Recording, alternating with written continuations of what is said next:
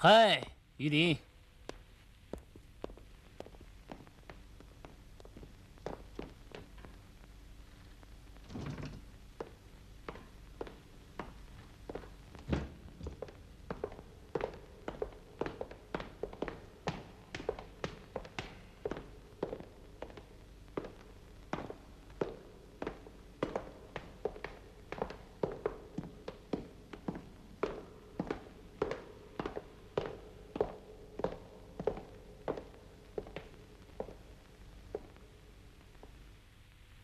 跟我来吧。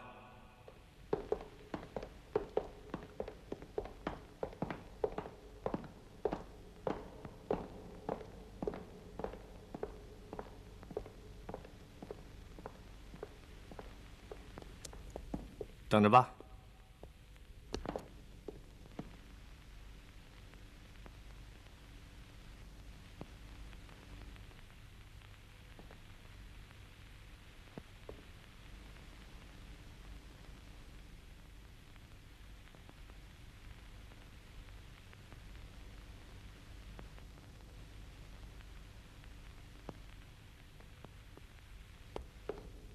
进去吧。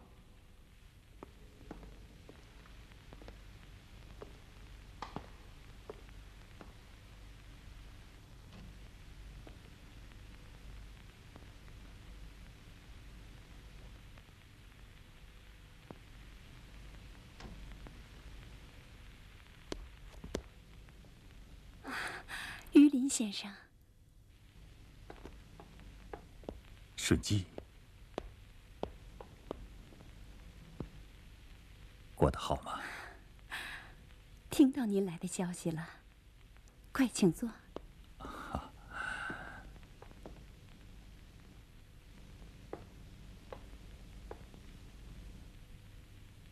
来点咖啡。不，不用了。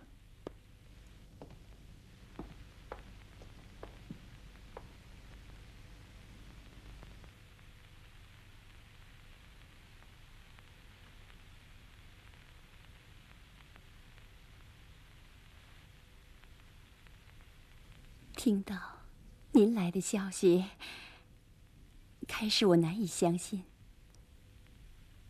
作为海外记者，您名声在外是吗？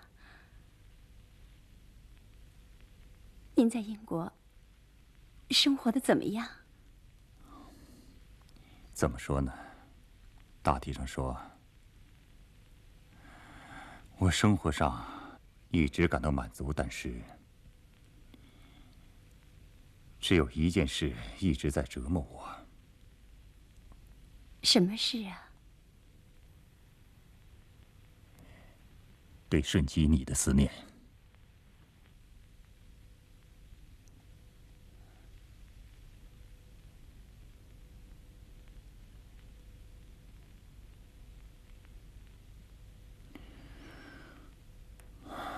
记得小时候，有一次你对我说过，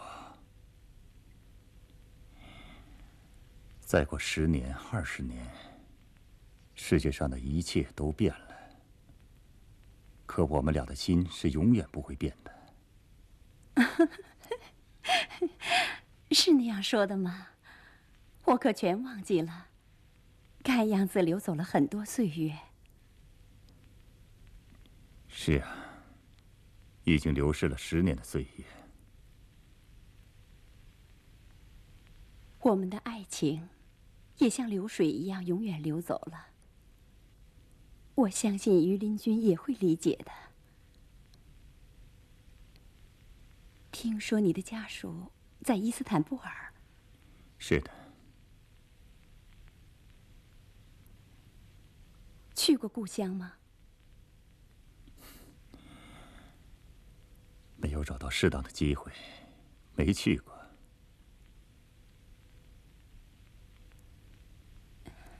没关系，等战争结束后，我一定拜访于林军的故乡。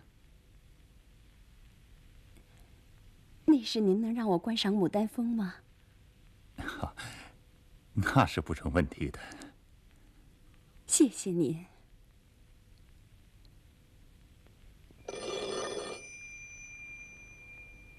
对不起。喂，是我。中尉，那个逃兵中队长怎么处置？没接到克劳斯上校下达的枪毙指示吗？可他是国会议员徐润先生的侄儿啊。那有什么用？按命令执行吧。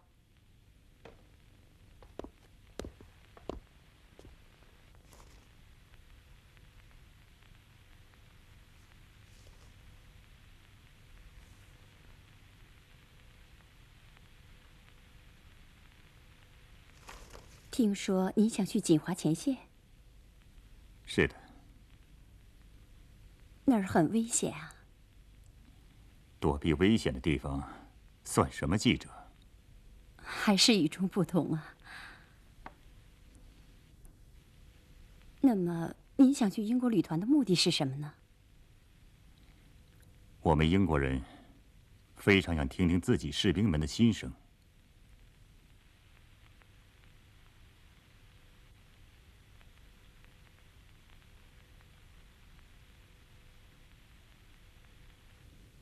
对不起，去英国旅团是不可以的。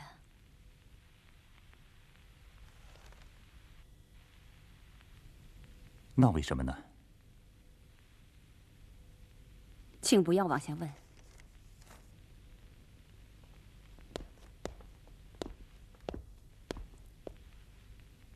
祝一路平安，御林军。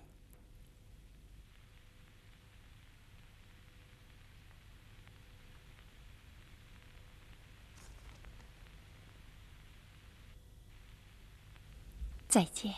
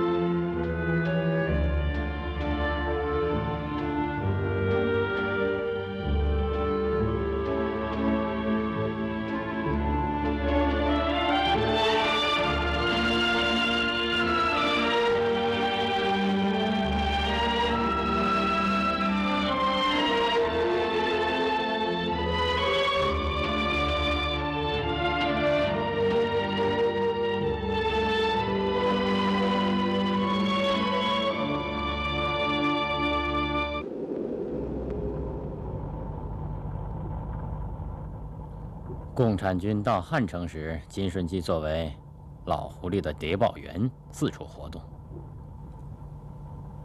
老狐狸，他是克劳斯留下的间谍头子。他那时正在金顺基的学校教音乐，看样子金顺基是被他吸收了。那就是说，他当了间谍了。正是这个意思，功劳很大。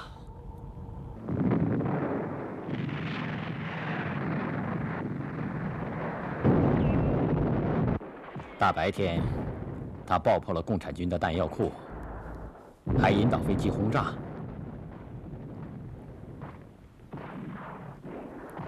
可是有一天，他们的网被暴露了，全体人员被俘了。他呢，背着受伤的老狐狸死里逃生，通过了前线。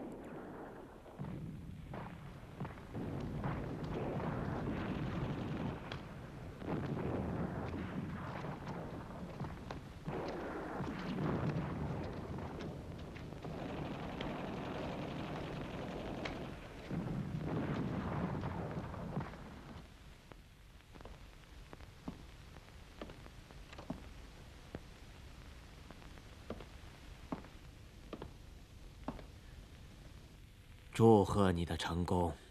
谢谢你，上校阁下。请坐，谢谢。请坐。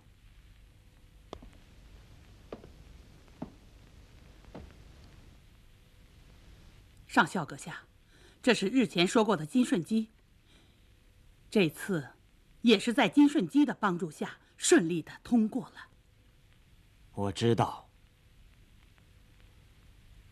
关于顺基的功劳，已向中央情报部做了报告。谢谢上校阁下。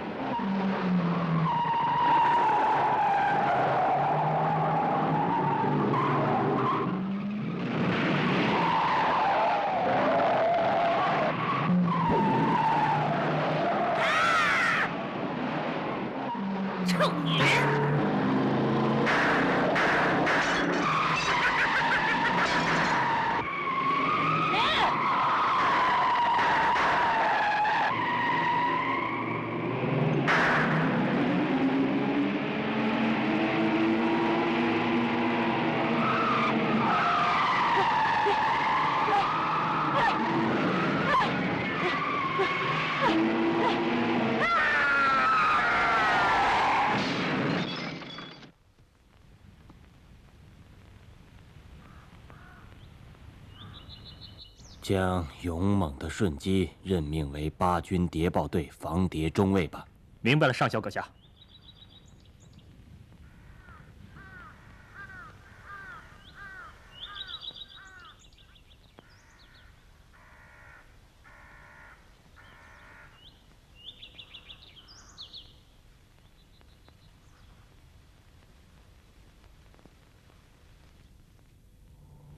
从此，金顺基得到了克劳斯的宠爱。真了不起。你对那个女人的经历，怎么这么清楚啊？我在那个训练所跟她一起待过。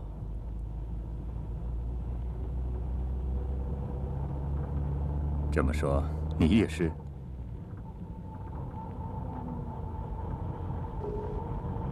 于林觉得，这帮人除了走那条路外，没有别的路可走。朴武是个湖南平原一个大地主的儿子，自称是美国存在主义哲学信徒的反动知识分子，是极其危险的对手。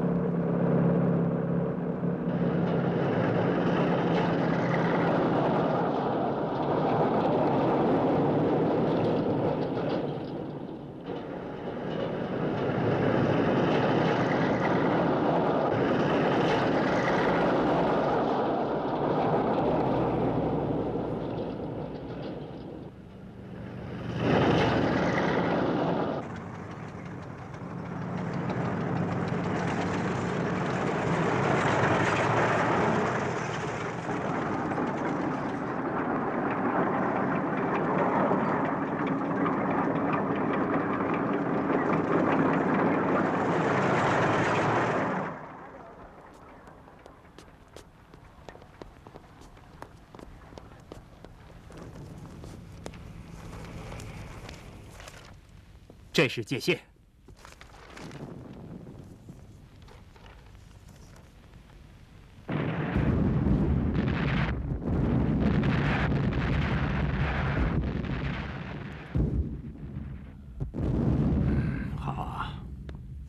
阁下，上武青山的22连请求增援，让预备队去吧。我的预备队正在支援5357高地。没有别的预备队了？要他们用尽全力去占领共产军的坑道。不过，阁下，我们的牺牲太多了。我知道。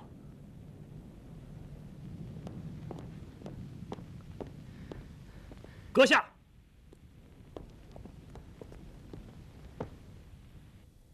武师团长请求坦克支援。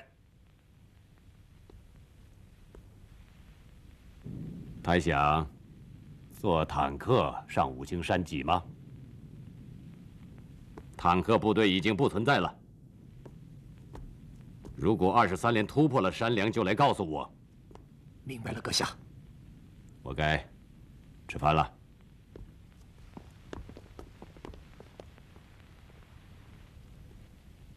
阁下，联合国的记者们早已在等着你。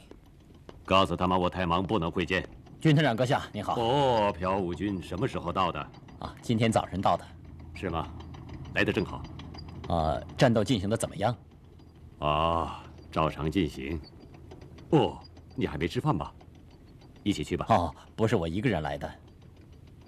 喂，于林，认识一下吧。好，你好。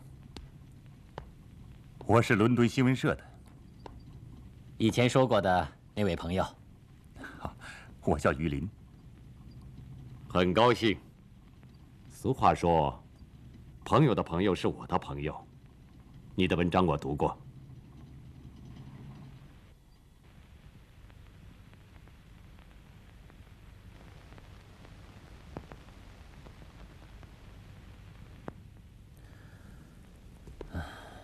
我要去窝棚看看。等一会儿一起去吧。慢慢来吧。让他走吧。报道处长总是个大忙人，我们谅解才是。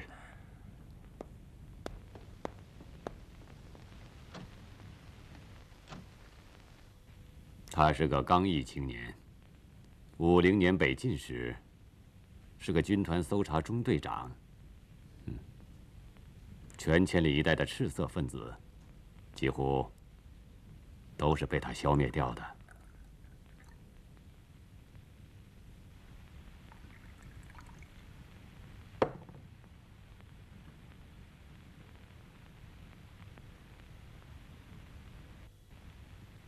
现在，让我们坦率地谈一谈，怎么样？阁下的意思，我不太明白。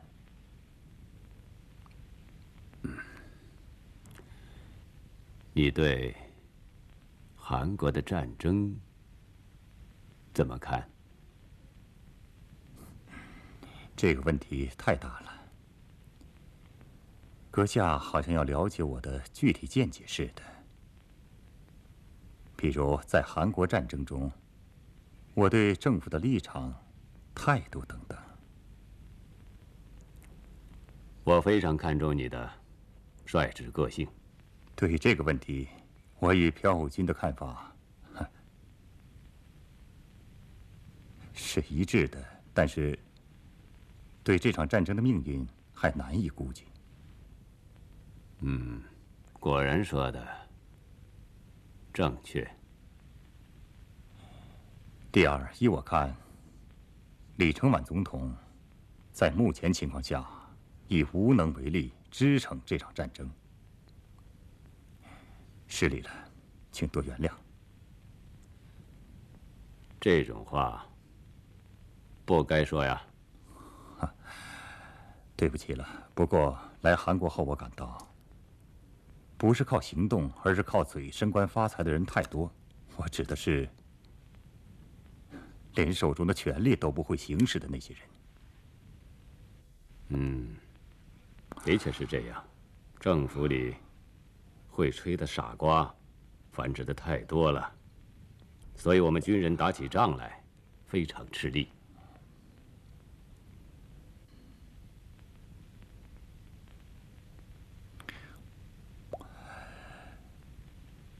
来时我看到美军在撤退，这儿的损失也大吗？当然大了。可是，问题不在这里。那么，问题在哪儿呢？部分同盟国的立场逐渐的变模糊，这才是个问题。我们觉得，丘吉尔也不愿意扩大韩国战争。英国人与这场战争没有直接的利害关系，他们不想在韩国战争中受到损失，搞不好内阁就会陷入垮台的境地。美国也不是没受损失。可他们有经受更大考验的决心。据说，在美国国内也有很多反对派。那是。不过，艾森豪威尔总统已经下了决心，走着瞧吧，会出大事的。和那个新公式比较，我们这个锦华公式可以说是他的前奏曲吧。形势正在激变，在自由世界面前，丘吉尔脸发红的日子不久就会到来的。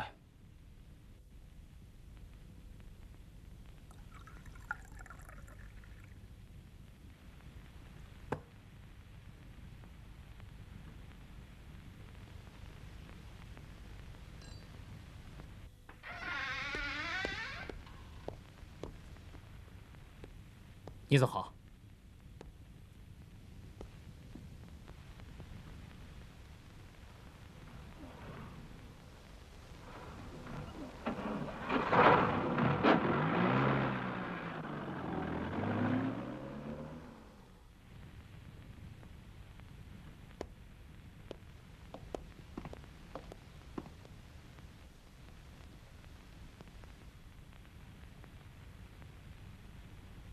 要抓紧做好这个人的工作，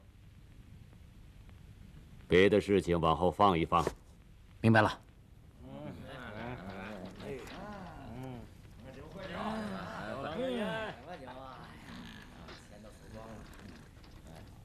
借我点钱，再看。来，别睡了，过来陪我倒一杯。哎，上次这主牌是红桃。啊，是吗？啊，对不起，亨利，别让他打呼噜了。让我你这个骗子！刚才也是靠这个赢的。不是，上帝保佑的。好了，为了几个钢镚，没有必要把上帝请到台前，那是犯罪。就是。阿门。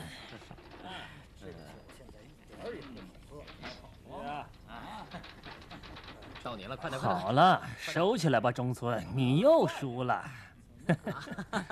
是啊，你又输了。中村，你没钱了吧？哼，你不是新闻话题的专家吗？留着它干什么用？把它拿出来玩嘛！啊？就是啊，拿出来吧。我这把不给你。那好，20美元一件，怎么样？20。那得看情报的质量如何。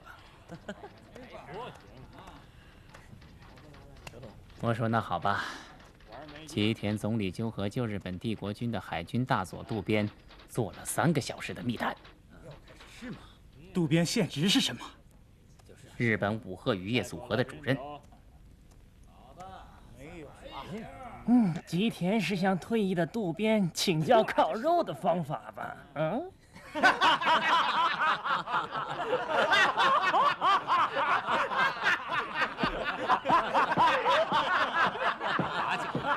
你们这些不堪开窍的朋友们，吉田找渡边2个小时前，克拉克大将先找过他，对此你们有什么看法？你在撒谎吧？这是我朋友送来的材料。是吗？真的很准确，值得相信啊！瞎编乱造。哎。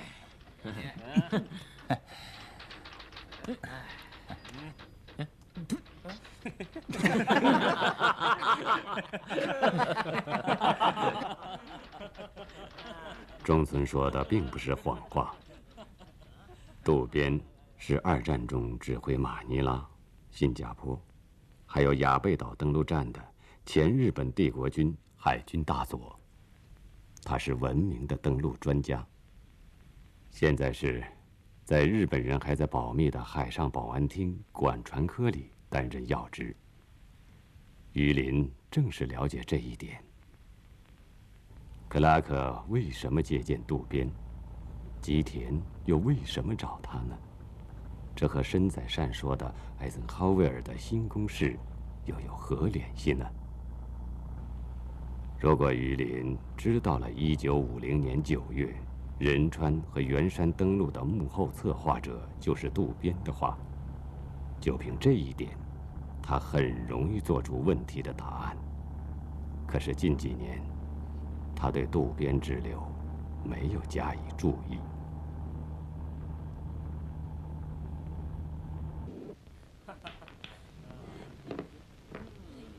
这球技不错啊。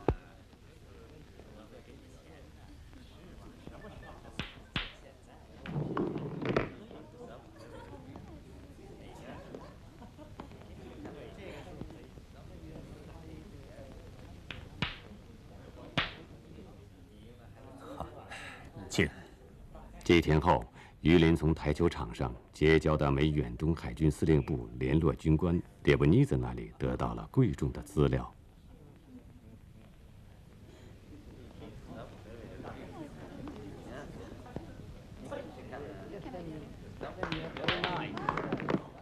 哈，你很有技巧。那天和渡边君较量较量，至今没有一个人战胜过他。哦，你说的是武鹤公司主任呐？是。几天前因渔业问题，他来韩国，住在半岛宾馆。我先失礼了。好。开始吧。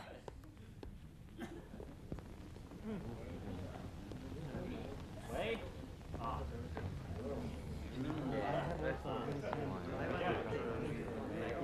好的，明天吧。好的，没问题。几点钟？好的。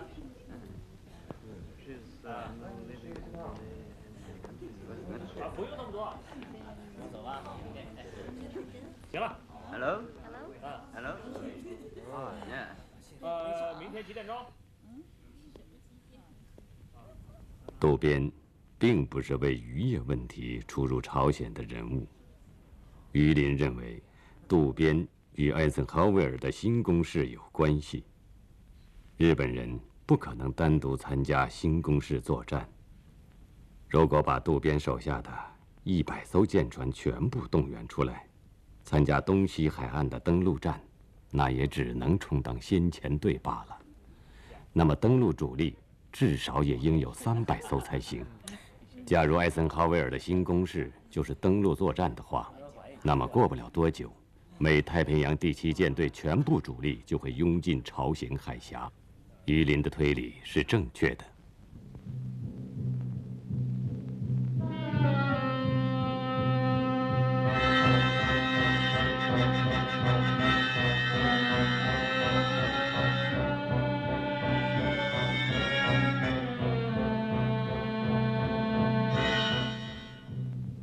1952年12月，艾森豪威尔为新攻势把大规模的武力拉到朝鲜。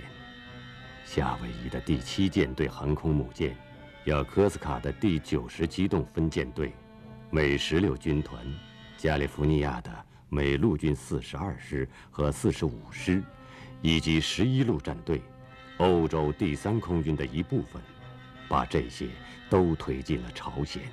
我们的祖国面临着严重的。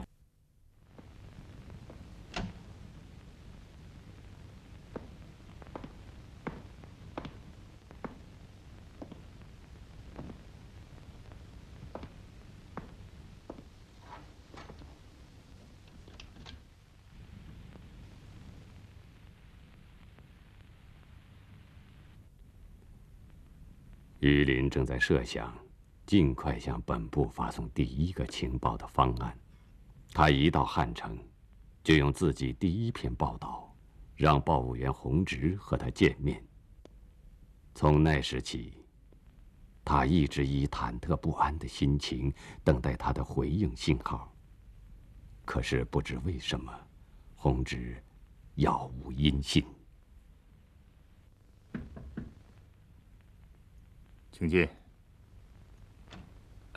你好，客人们都要去参观佛国寺了，先生也要。很遗憾，我没有时间去那么远的地方。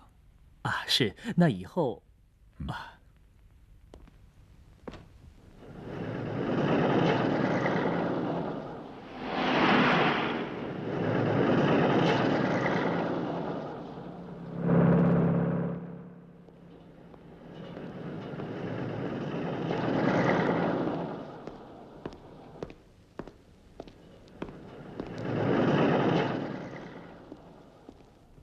给你，慢走。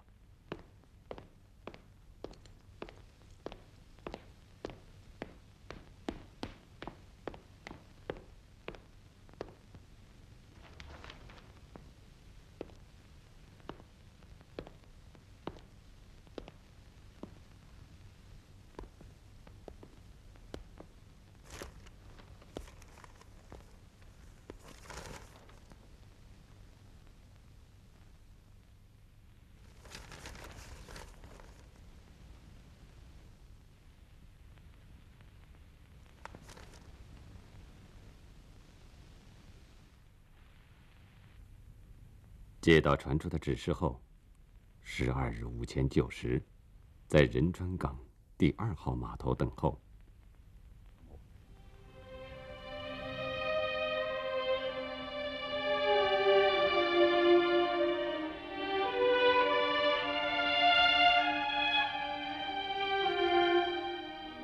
是洪植。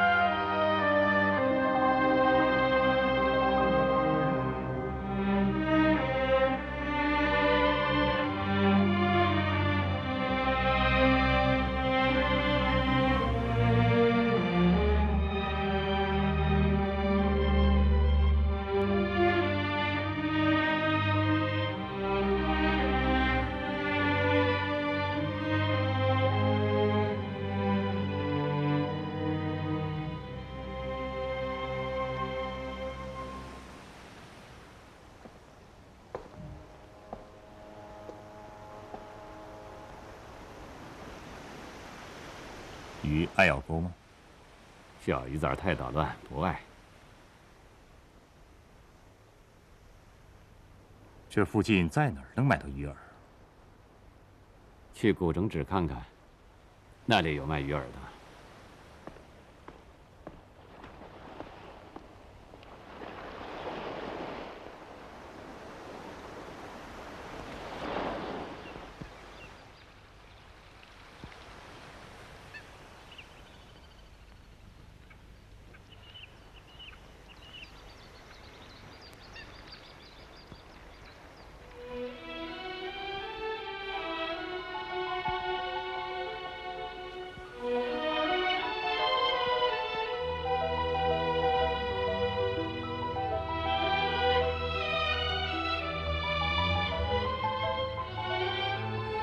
红枝。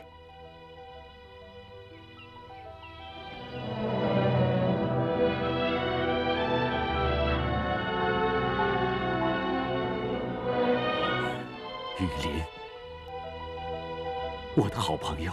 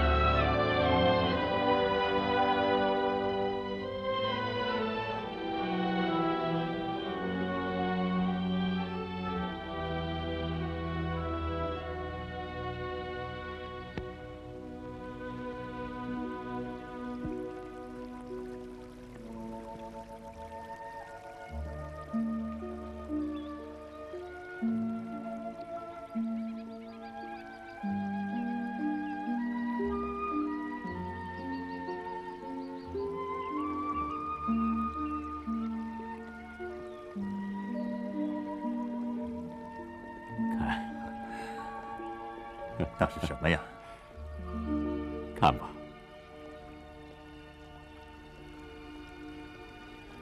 还有，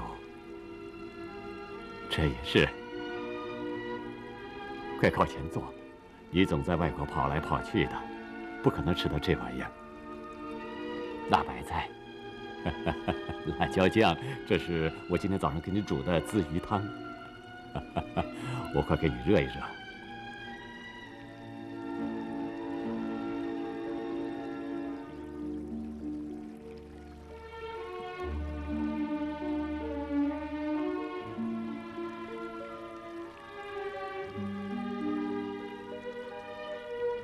这些都从哪儿弄的？有那样的地方，快！啊，吃吧。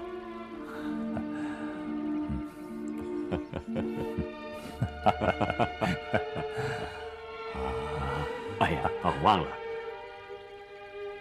我可不要。哎，今天不是分别6年后的相逢吗？啊，这个我不行。你眼里看见的是可纳克吧？可里面装的是朝鲜药酒，这瓶子是伪装物。喂，快点！这个，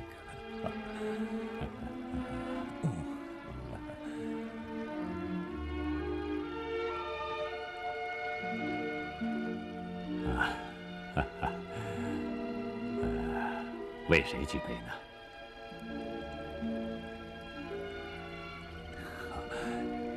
为祖国，为祖国胜利之日。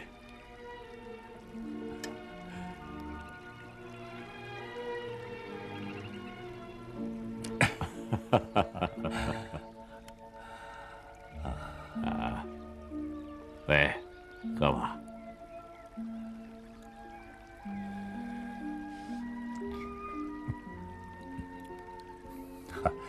别有风味儿，这是你的手艺。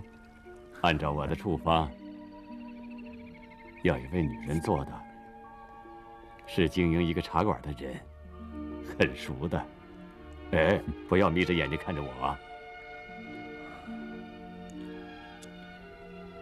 家里都平安吗？我到这儿期间，妻子被炸死了。只留下9岁的儿子，据说在校园里已经有3年没看见儿子了。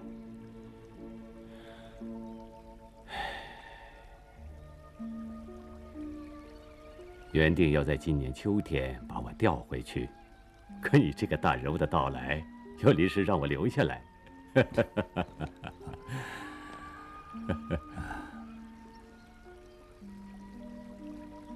你结婚了吗？没有，虽然没结婚，可有2个媳妇，在巴黎和伊斯坦布尔。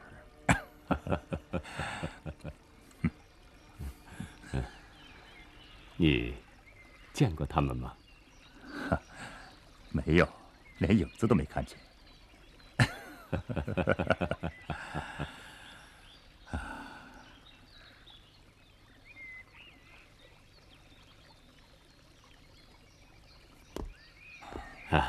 等胜利的那天举行漂亮的结婚仪式吧。我想部长同志早已给你物色了好姑娘。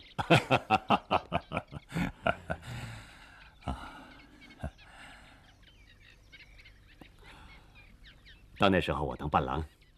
好啊。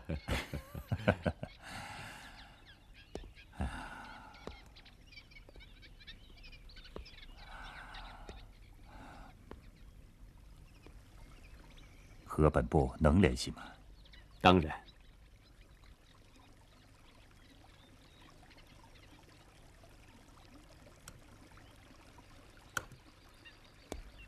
把这个尽快发给本部。好的。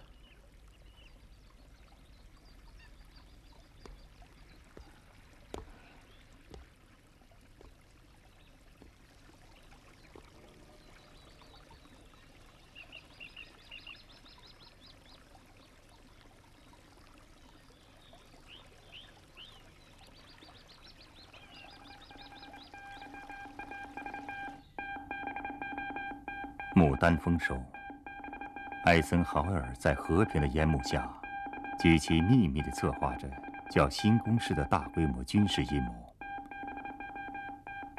我已掌握这次作战与前日本海军登陆专家渡边一伙有关联的确切情报，对作战准备情况及其内容将继续报告。窦满江。真了不起啊！榆林同志给我们证实了这次情报的准确性。传来了身在善军团的美海兵一师也从今晨起在马山界线上进入登陆训练的报告。据情报说，最近日本水陆向导穿着便衣出现在釜山港。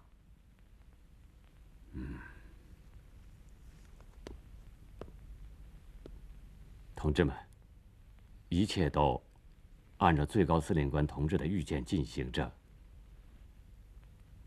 艾森豪威尔当总统后，最高司令官同志就告诉我们说，那家伙是老军事家，为了显示自己的本事，一定会冒险的。这个英明的预言被现在的事实所证实了。老朴，跟最高司令部的联系到此结束吧。明白了。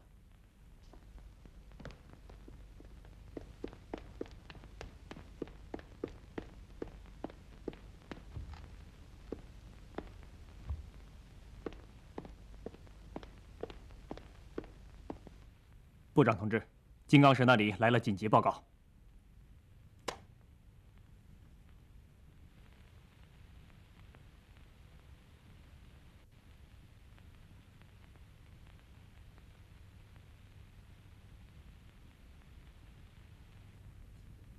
知道了。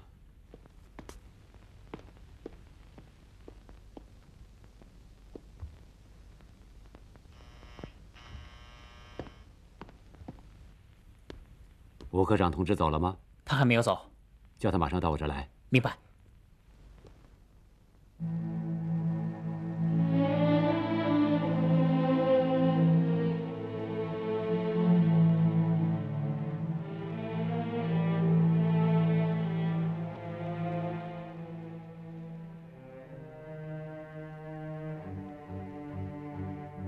联络地点暴露了。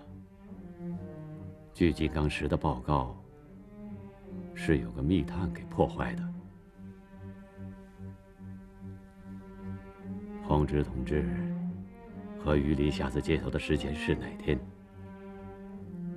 ？15日。和他们通话的时间呢？也是明天。接到本部的指示后，发给榆林同志的。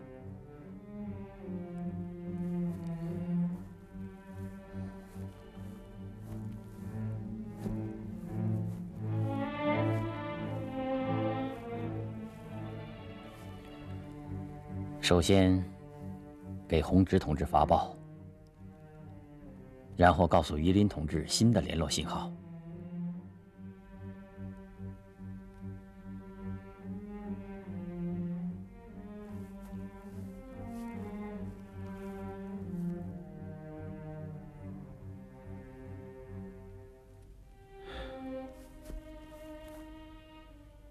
就这样，43号收，联络地点已被暴露，停止与榆林接头。收到这个电报，马上离开。牡丹峰。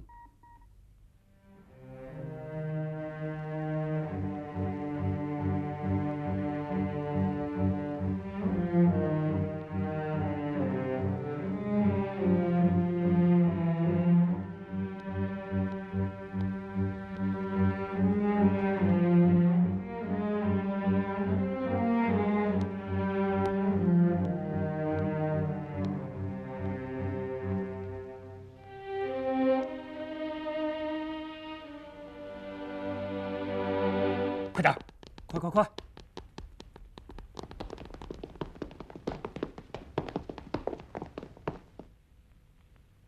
袭击目标是桂林印刷所，一到现场立即把桂林印刷所的人员全部给我抓起来。行动时间是9时。出发。知道了。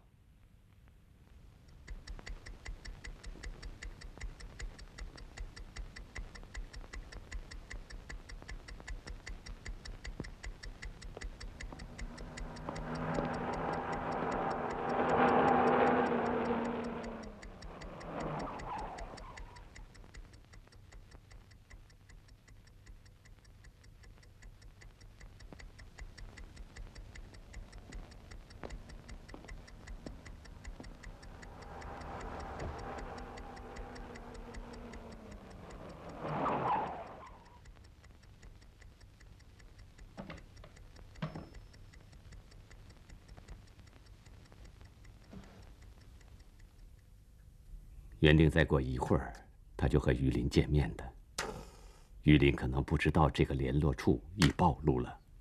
为了在敌后共同战斗的朋友的安全，他决心宁可牺牲自己的生命，也要把危险信号发给朋友。在这之前，他是绝不离开这里的。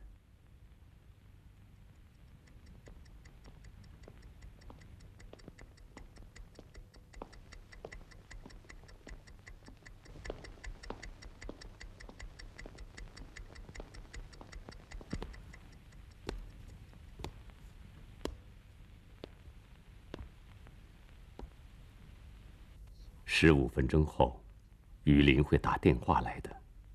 谁敢断言，在这段时间里会发生什么事呢？对他来说，这15分钟比自己经历的35年的时间还要长。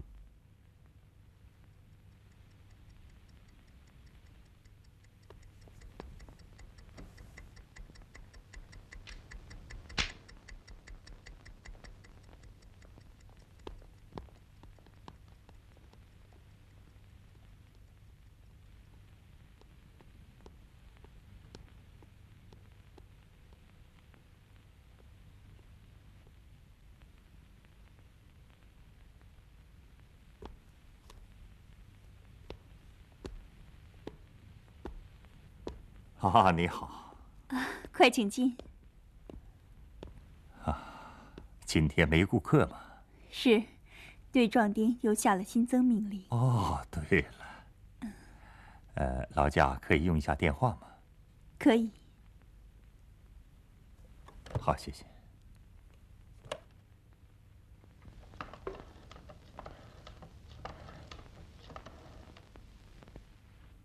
请找一下社长。哦，是社长吗？啊，是我。我把上次说的订货单带来了。订不了货了，请原谅，你还是到别处去吧。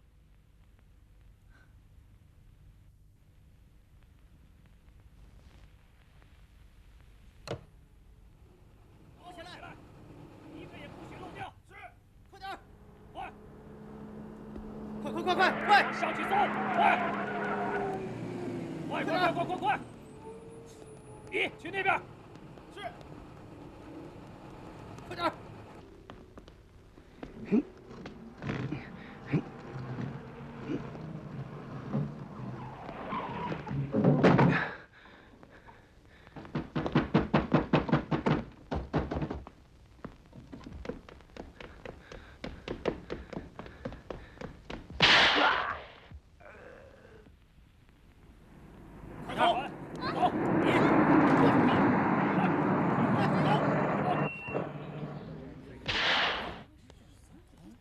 快走！快点！这是怎么过去？快！